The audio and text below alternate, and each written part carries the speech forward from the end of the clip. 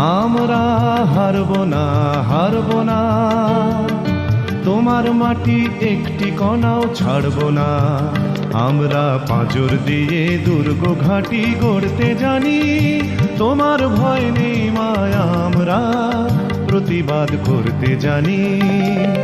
মা গো ভাবনা কেন, আমরা তোমার শান্তি প্রিয় শান্ত ছেলে, তবু শত্রু বেলে অস্ত্র হাতে ধরতে জানি। তোমার ভয় নেই মায়া, আমরা প্রতিবাদ করতে জানি।